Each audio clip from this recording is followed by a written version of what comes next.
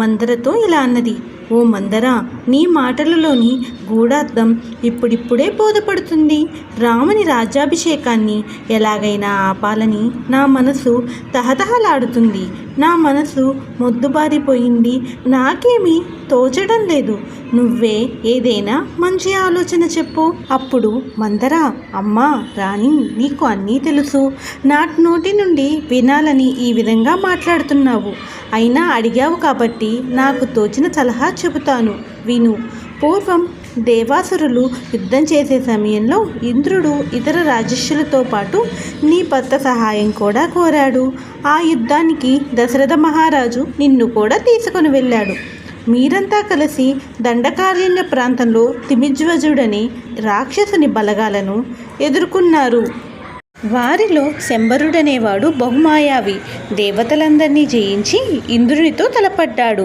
ఆ మహాయుద్ధంలో గాయపడ్డ వారిని రాక్షసులు రాత్రిపూట నిర్దాక్షిణ్యంగా చంపడం మొదలుపెట్టారు. ఆ సమయంలో దశరథ మహారాజుకు కూడా యుద్ధంలో బాగా గాయాలయ్యాయి. ఒళ్ళు తెలియకుండా రథంలోని పడి ఉన్న దశరథుణ్ణి నువ్వు రథసారథ్యం వహించి అతి నేర్పుగా కాపాడావు. అయినా రాక్షసులు అక్కడికి కూడా వచ్చి దశరథుణ్ణి చంపేందుకు ప్రయత్నించారు. అప్పుడు కూడా నువ్వు బహు చాకచక్యంగా నీ భర్తను రక్షించుకున్నావు. తరువాత నీ సాహసానికి చాకచక్యానికి మెచ్చుకొని, ఓ రమణి, నువ్వు నాకు 2 సార్లు ప్రాణదానం చేశావు కనుక నేను నీకు 2 వరాలు ఇవ్వాలనుకుంటున్నాను, కోరుకో అని అన్నాడు దశరథ మహారాజు. అప్పుడు నువ్వు పతి ప్రాణాలు కాపాడటం నా ధర్మం కదా అని చెప్పినా ఆయన నిన్ను 2 వరాలు కోరుకోమని బలవంత పెట్టాడు. అంతటా నువ్వు నాకెప్పుడు కావాలో ఆ సమయంలో కోరుకుంటానని ఆయనతో అన్నావు. అమ్మా కైకేయి, ఈ కథ అంతా నువ్వే నాకు అనేక సందర్భాల్లో చెప్పావు. నీ శౌర్య పరాక్రమాలను రోజూ మననం చేసుకుంటూ ఈ కథను జ్ఞాపకం పెట్టుకున్నాను. ఇంకా నువ్వు ఆ వరాలను కోరుకోలేదు సుమా. దేవి, నువ్వు ఇప్పుడు ఆ వరాలను కోరుకునే సమయం వచ్చిందని అనుకుంటున్నాను. భరతునికి యువరాజాభిషేకం చేయమని ఒక వరం కోరుకో. రాముణ్ణి 14 ఏళ్ల పాటు వనవాసానికి పంపమని 2వ వరం కోరుకో. అంటే భరతుడు 14 ఏళ్ల పరిపాలనలో రాముడిని మరిపించి తన రాజరికాన్ని సుస్థిరం చేసుకుంటాడు.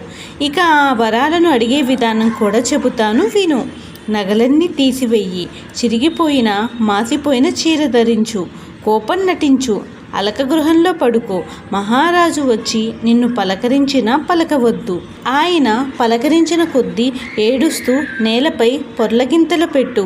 అంతటా మహారాజు నీ దైన్యస్థితి చూసి హడలిపోతాడు. ఏమీ పాలుపోక, రాణి, నీ దుఃఖానికి కారణమేమిటో చెప్పు. ఇంద్రుణ్ణైనా ఎదిరిస్తాను, ప్రాణత్యాగానికైనా సిద్ధపడతాను. కానీ నీ దుఃఖాన్ని భరించలేనని పరిపర విధాల వేడుకుంటాడు. అమ్మా కైకేయి, ఆయనకు నీపై గల అనురాగాన్ని వెలకట్టలేము. ఆ విషయంలో మిగతా రాణుల కంటే నువ్వు చాలా అదృష్టవంతురాలివి. నీకు మనులు మాణిక్యాలు ఇస్తానంటాడు. నువ్వు దేనికి లొంగరాదు. మరీ తెగేదాకా లాగకూడదు సుమా. సరైన సమయం చూసి ఈ 2 వరాలు అడిగేయి. దశరథ మహారాజు ధర్మశీలుడు, ఆడిన మాట తప్పనివాడు. మొదట కాస్త తటపటాయించిన చివరకు నువ్వు కోరిన 2 వరాలను ప్రసాదించగలడు. నా మాట నమ్ము.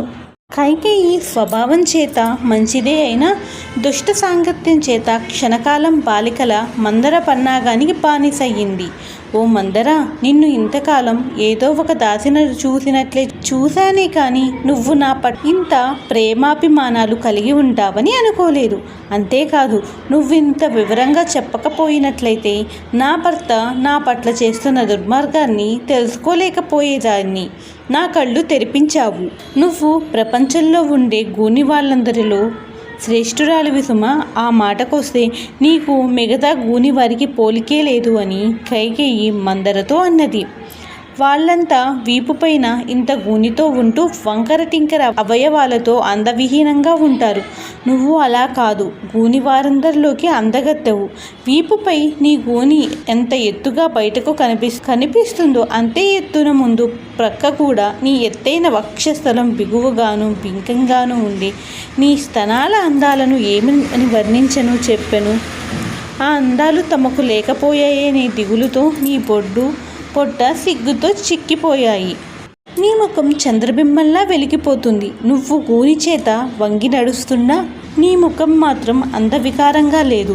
వంగిన తామర పువ్వులా ఉంది. తొడలు, పిక్కలు, అందమైన పాదాలతో నువ్వు నడిచి వెళ్తూ ఉంటే రాజహంసలా ఉంటావు సుమా. నువ్వు తెల్లని చీర కట్టుకొని మొలలో గజ్జలు కట్టుకొని నడుస్తుంటే కోయిలలా సన్నగా గానం చేస్తున్నట్లుంది. ఓ మందర, యుద్ధంలో శంబరాతురుడి మాయలు చూశాను, కానీ వాడి మాయల కన్నా ఎన్నో వేల రెట్లు నీలో మాయలు ఉన్నాయి. ఎన్నో రాజనీతులు ఉన్నాయి. రాముడు అడవులకి పోయి భరతునికి పట్టాభిషేకం కాగానే నీ కూనుకు బంగారు తొడుగు చేయిస్తాను, బంగారు మాలలు చేయిస్తాను, నీ ముఖాన బంగారు తిలకం దిద్దిస్తాను, ఇంకా ఎన్నో అందమైన అలంకారాలు చేయిస్తాను. నీ వైభవం చూసి నా సవతులంతా అసూయ పడేటట్లు చేస్తాను. నా దాసీలంతా నీకు పాదసేవ చేసేటట్లుగా చేస్తాను. ఇంకా ఎన్ని చేసినా నీ రుణం తీర్చుకోలేను సుమా అని కైకేయి మందరతో అన్నది. కైకేయి, నువ్వు ఈ మాటలతో కాలం వృధా చేస్తున్నావు. ఈలోగా రామ పట్టాభిషేకం జరిగిపోతుంది. అప్పుడు చేతులు కాలేక ఆకులు పట్టుకున్నట్లవుతుంది మన బ్రతుకు.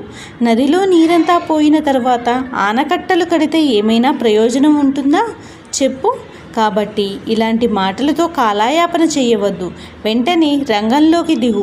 రాజును పిలిపించు. నీ చాకచక్యమంతా చూపించు. అనుకున్న పని సాధించు. ఆ పైన ఈ మాటలన్నీ చెప్పు అని మందర కైకేయితో అంది. మందర ఆ విధంగా కైకేయిని పెడమార్గాన నడిపించింది. ఆమె కళ్ళు, బుద్ధి కూడా మూసుకుపోయేంత వరకు ఆమెను ప్రేరేపించింది. కైకేయి ఆ క్షణాన బుద్ధిహీనరాలైంది. తన అందమైన ముఖానికి వన్నె తెచ్చిపెట్టే ఎంతో విలువైన ఆభరణాలన్నీ తీసి అవతల పారేసింది. మందరతో కలిసి కోపగృహంలోకి ప్రవేశించింది. కటిక నేలపై పడుకుంది. ఓ కుబ్జా, మందర, నేనిప్పుడే ప్రతిజ్ఞ చేస్తున్నాను. రాముడు అడవులకు వెళ్ళి భరతునికి పట్టాభిషేకమైనా జరగాలి, లేదా నేను ఇక్కడే మరణించాలి. ఈ రెండింటిలో ఏదో ఒకటి తప్పక జరిగి తీరాలి. పోయి రాజుకు నా మాటగా చెప్పు అని కైకేయి మందరతో అన్నది. అప్పుడు మందర, ఓ రాణి, రాముడు రాజైతే నువ్వు నీ కొడుకు అనేక కష్టాలు పాలుకాక తప్పదు. అందువల్ల 100 ఆరైనా నీ పట్టు విడవరాదు. నువ్వు అనుకున్నది సాధించాలి. భరతునికి పట్టాభిషేకం జరిగి తీరాలి అన్నది మందర. అప్పుడు కైకేయి, ఓ మందర, నువ్వు పదే పదే చెబుతున్న మాటలు తలుచుకుంటూ ఉంటే దుఃఖం పొర్లుకుని వస్తుంది. రాముడు అడవులకు పోయి తీరవలసింది. అలా జరగకపోతే ఇకపైన ఈ చీకటి ఇంట్లో నుంచి బయటకు రాను.